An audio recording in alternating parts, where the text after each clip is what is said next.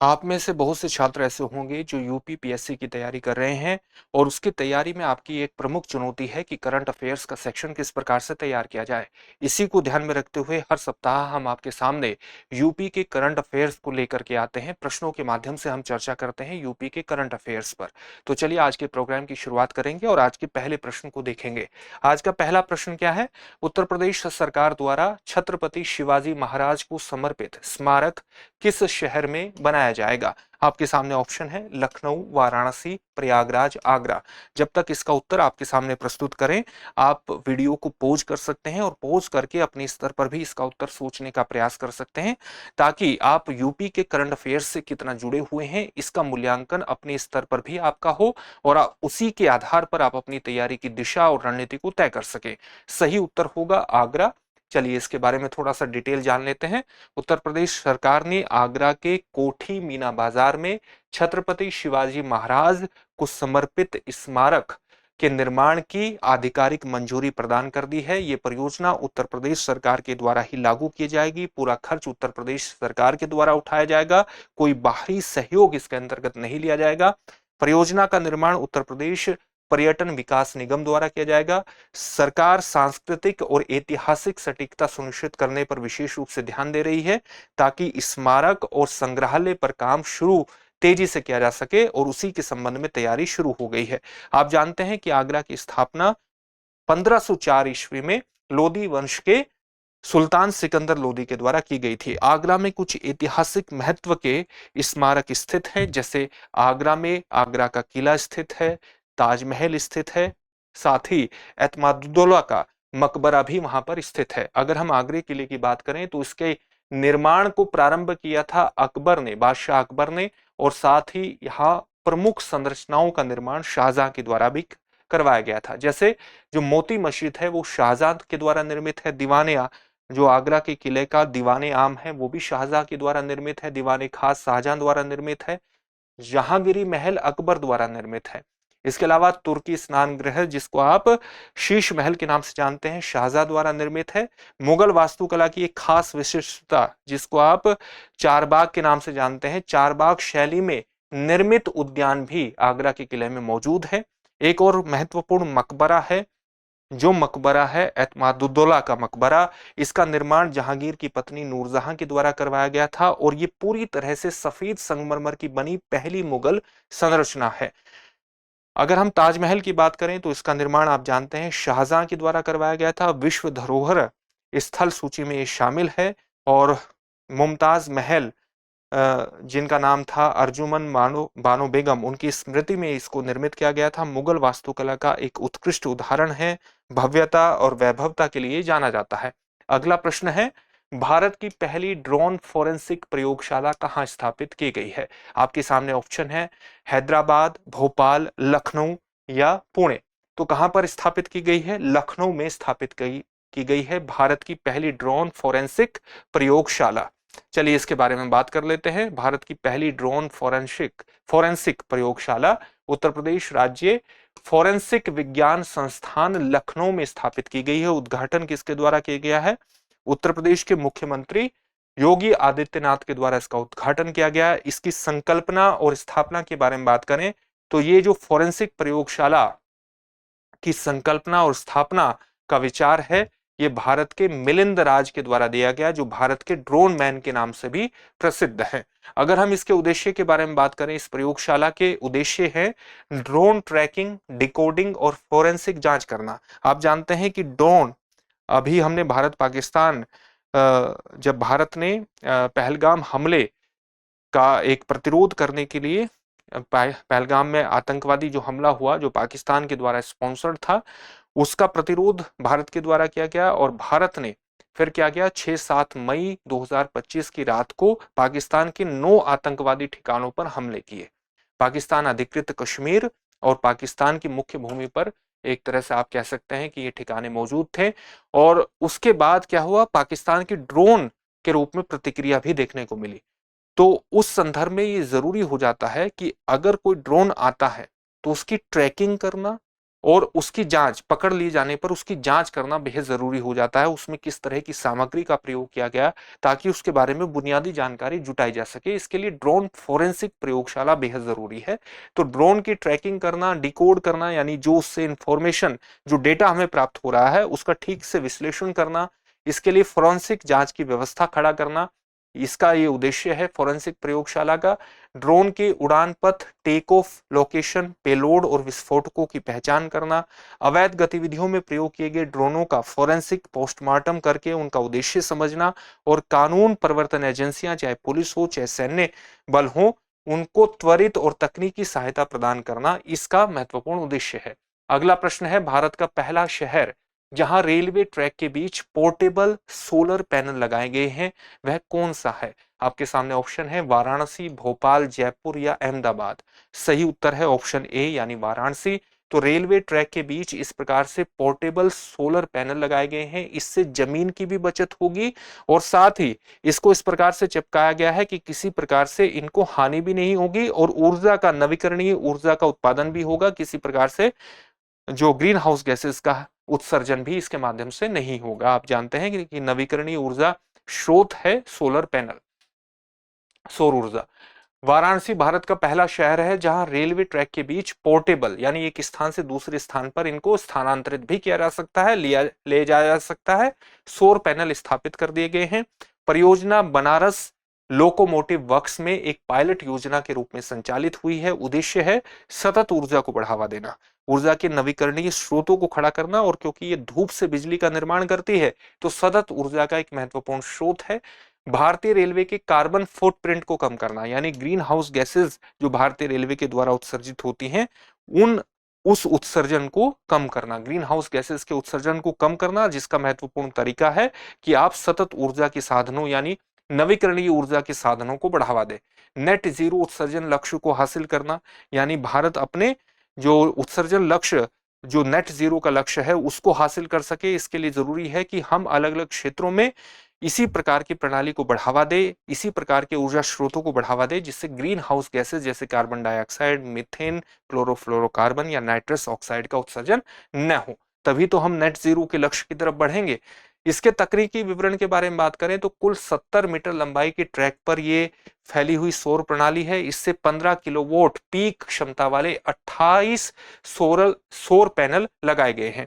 यानी इन सौर पैनलों के माध्यम से जो 28 सौर पैनल लगाए गए हैं, जब धूप अपने एक पीक स्तर पर होगी तब हम कितना, एक प्रकार से 15 किलोवाट का एक उत्पादन कर सकते हैं इसके माध्यम से। यह प्रणाली प्रति किलोमीटर प्रतिदिन 880 यूनिट बिजली उत्पन्न कर सकती है। ऊर्जा घनत्व की बात करें तो प्रति किलोमीटर इसका बैठता है 220 किलोवाट पीक।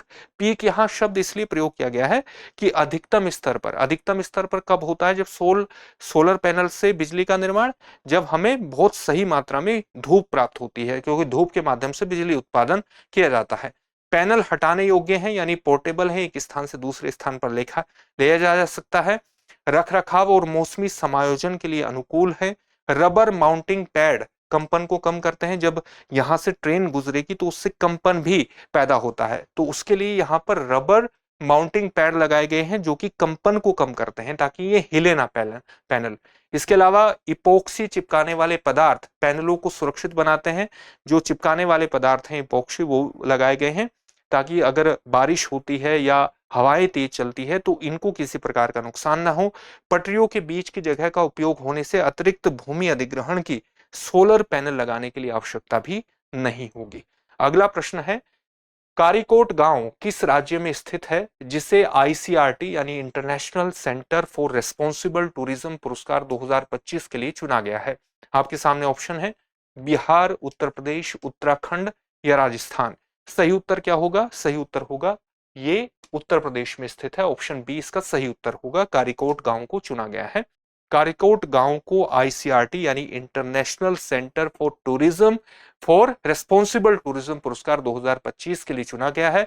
यह पुरस्कार सतत पर्यटन में अग्रणी व्यक्तियों और संस्थाओं को सम्मानित करता है। पुरस्कार का उद्देश्य है पर्यटन के नकारात्मक प्रभावों को कम करना, सकारात्मक प्रभावों को बढ़ावा देना, यानी पर्यटन से किसी भी प्रकार से पर्यावरण पर कोई नुकसान न पड़े। पुरस्कार समारोह जो है वो 13 सितंबर 2025 को नई दिल्ली में आयोजित होगा। पुरस्कार विभिन्न श्रेणियों में प्रदान किए जाते हैं, जैसे 1-2 वॉच, सिल्वर और गोल्ड। 1-2 वॉच का मतलब जो कि एक प्रकार से इस प्रकार के काम कर रहा है जिससे रेस्पॉन्सिबल टूरिज्म की तरफ हमें सकारात्मक संकेत प्राप्त हो रहे हैं, यानी किसी को नजीर के तौर पर देखा जा रहा है कि ये एक रेस्पॉन्सिबल टूरिज्म की दिशा में काम कर रहा है। सिल्वर एक द्वितीयक स्तर का आप इसके अंतर्गत पुरस्कार कह सकते हैं, और जो उच्च प्रदर्शन करने वाला कोई संस्था है उसे गोल्ड पुरस्कार प्रदान किया जाता है या व्यक्ति है। पैनल ने प्रामाणिकता, सामुदायिक भागीदारी, दीर्घकालिक प्रभाव आदि मानदंडों का मूल्यांकन इसके अंतर्गत किया है। जो कारिकोट गांव है वो उत्तर प्रदेश के बहराइच जिले में भारत नेपाल सीमा और कतरनिया घाट वन्यजीव अभ्यारण्य के पास स्थित है। ये पर्यटन पहल जो है वो थारू जनजातीय समुदाय द्वारा संचालित होती है कारिकोट गांव में, और पर्यटन में होम स्टे, इको टूरिज्म और सांस्कृतिक अनुभवों को प्रमुखता दी जाती है। विशेष तौर से पारंपरिक जो थारू शिल्प है, व्यंजन है, लोक कलाएं हैं, उनको पुनर्जीवित करने में इसके माध्यम से मदद मिली है। समुदाय आधारित पर्यटन जो सतत पर्यटन मॉडल है वो महिलाओं और युवाओं को नए रोजगार अवसर और दीर्घकालिक प्रभाव भी प्रदान करता है। तो आप देख सकते हैं कि इसके अंतर्गत किसी भी प्रकार का नकारात्मक प्रभाव नहीं है, बल्कि वहां की जो जनजातीय संस्कृति है उससे भी लोग जुड़ रहे हैं। पर्यावरण के प्रति भी किसी प्रकार से हानिकारक नहीं है, नकारात्मक प्रभाव नहीं है, और इसलिए इसको मॉडल के रूप में चुना गया है। अगला प्रश्न हमारा है, निम्नलिखित में से उत्तर प्रदेश के किस या किन जिले या जिलों की सीमा मध्य प्रदेश राज्य से लगती है? आपके सामने ऑप्शन है आगरा, मथुरा, जालौन, ए और सी दोनों। चलिए मैप के माध्यम से देखने का प्रयास करते हैं। ये मध्य प्रदेश है और आपका उत्तर प्रदेश है। यहाँ पर आपके सामने आगरा दिया है, मथुरा दिया है, और जालौन कहाँ है? ये जालौन दिया है। तो आप देख सकते हैं कि मथुरा की जो सीमा है वो हरियाणा और राजस्थान से लगती है, आगरा की राजस्थान और मध्य प्रदेश से लगती है, और जालौन की मध्य प्रदेश से ही लगती है। तो इस प्रकार से आगरा और जालौन इसका सही उत्तर हो जाएगा, यानी ए और सी, इसमें ऑप्शन डी सही उत्तर होगा। आगे बढ़ते हैं, अगला प्रश्न देखते हैं। अगला प्रश्न है, उत्तर प्रदेश का पहला ग्रीन हाइड्रोजन संयंत्र किस जिले में स्थापित किया गया है? आपके सामने ऑप्शन है लखनऊ, कानपुर, गोरखपुर या प्रयागराज। सही उत्तर क्या होगा? सही उत्तर होगा गोरखपुर। यहां पर पहला ग्रीन हाइड्रोजन संयंत्र स्थापित किया गया है। जब ग्रीन हाइड्रोजन की हम बात करते हैं तो इसका मतलब है हाइड्रोजन का उत्पादन इस प्रकार से करना कि उसमें किसी भी प्रकार से जीवाश्म ईंधन पर आधारित स्रोतों का इस्तेमाल हमने नहीं किया है, बल्कि सतत ऊर्जा स्रोतों का इस्तेमाल किया है। नवीकरणीय ऊर्जा स्रोतों के माध्यम से ही हमने हाइड्रोजन का निर्माण किया है, जो अपने आप में एक किस प्रकार का एक जो हमारा नवीकरणीय ऊर्जा संसाधन है, जिससे ग्रीन हाउस गैसेस का उत्सर्जन नहीं होता है। तो ऐसी हाइड्रोजन को हम क्या कहते हैं? ग्रीन हाइड्रोजन के नाम से संबोधित करते हैं, जिसका उत्पादन ही सतत ऊर्जा स्रोत या आप कह सकते हैं कि नवीकरणीय ऊर्जा स्रोत, चाहे वो सौर पैनल का इस्तेमाल करके किया गया हो, चाहे पवन ऊर्जा का इस्तेमाल करके किया गया हो, चाहे जल विद्युत का इस्तेमाल करके किया गया हो। तो हाइड्रोजन का उत्पादन हम इस प्रक्रिया में कैसे करते हैं? इसमें हम पानी में बिजली का प्रवाह करके हम हाइड्रोजन और ऑक्सीजन के अणुओं को अलग करते हैं और हाइड्रोजन की प्राप्ति करते हैं, जिसका ईंधन के रूप में इस्तेमाल किया जा सकता है। इसको हम कहते हैं इलेक्ट्रोलाइसिस प्रक्रिया। तो इससे संबंधित संयंत्र कहां पर स्थापित हुआ है? गोरखपुर जिले के खानिमपुर गांव में राज्य का पहला और देश में अपनी तरह का दूसरा ग्रीन हाइड्रोजन संयंत्र का उद्घाटन उत्तर प्रदेश के मुख्यमंत्री द्वारा किया गया है।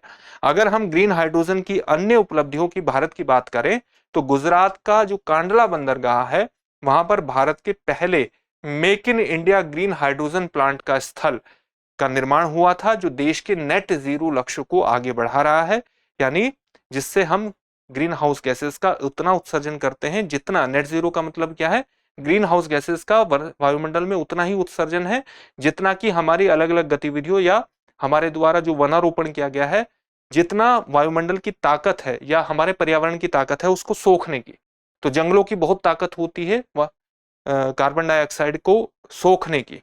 तो अगर हम उतना ही उत्सर्जन करते हैं जितना सोख लिया जाता है तो उसको हम कहते हैं नेट जीरो के लक्ष्य को हमने प्राप्त कर लिया। तो हमें इसके लिए जरूरी है कि अपने उत्सर्जन को घटाना होगा और अपने ऊर्जा स्रोतों को नवीकरणीय ऊर्जा स्रोतों पर बेस्ड करना पड़ेगा। हिसार स्थित जो जिंदल स्टेनलेस लिमिटेड है वो भारत का पहला ऑफ ग्रिड ग्रीन हाइड्रोजन संयंत्र है। ऑफ ग्रिड का मतलब जो कि नेशनल ग्रिड में जिसके माध्यम से बिजली का संचालन किया जाता है, एक स्थान से दूसरे स्थान पर पहुंचाया जाता है, उससे अलग है। ये स्वतंत्र रूप से ग्रीन हाइड्रोजन का एक प्रकार से उत्पादन करता है, ऐसा संयंत्र है और स्टीललेस स्टील उद्योग को समर्पित है, जिससे इस क्षेत्र में वैश्विक स्तर पर पहला संयंत्र ये बन गया है।